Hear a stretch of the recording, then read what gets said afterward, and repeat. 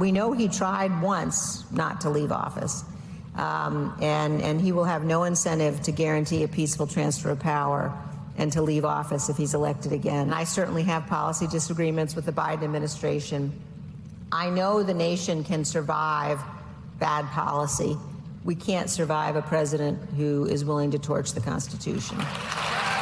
Well, they probably don't like death threats, Nicole. I think we could probably start there. And so I think that could be the number one reason. But ultimately, I think with the generals, it has to do with their respect for the dignity of the Constitution and not wanting to bring military leadership into the political fray. But at the end of the day, what Liz Cheney is saying is so true and is so alarming that if we don't do it, I don't know who will do it. And I'm certainly worried about everything that she is saying.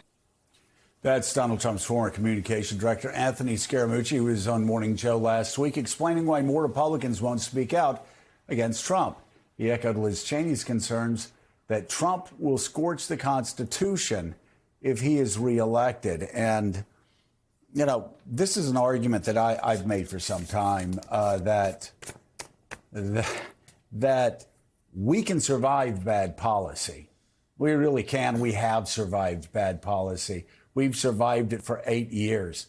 We have a system that rounds off the sharpest edges, even though there are extremists who love to say that America's terrible and it's this and it's that. We're not. We're a great country, greatest economy in the world, greatest military in the world, greatest soft power in the world, greatest cultural exports in the world, greatest higher education institutions in the world, the greatest medical facilities in the world. People come to America. They come to America. I heard a speech a couple of nights ago by co-founder of Home Depot, who said, why do you think they're all those, you know, somebody was, I think, complaining about southern border. He goes, why do you think all those people are at the southern border?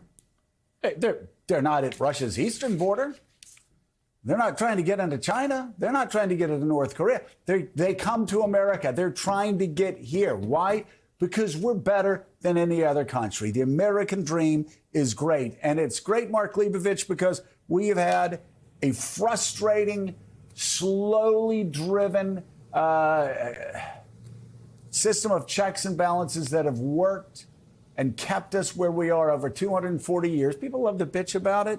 But again, you know, it's not a coincidence that we have the strongest military in the world, that we have the strongest economy in the world, that we've got the strongest, most power, you know, soft power in the world. Export, you name it. You name it. We're at the top of the list.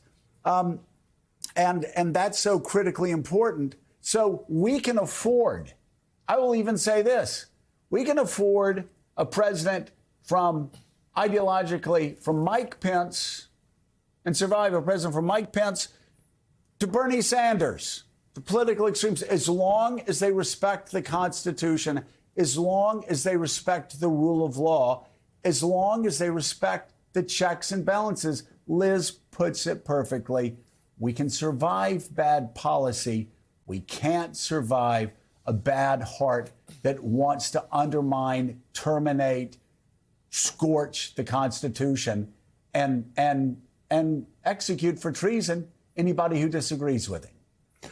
I mean, I do think the role of the Liz Cheneys in this election is going to be vital, because what she and people like her do is that she kind of takes this election out of the normal template of left versus right, Democrat versus Republican, and puts the Trump option in a completely different category. I mean, it's Constitution versus unconstitution. It's decency versus indecency. It's, illiberalism versus, normal politics and so forth.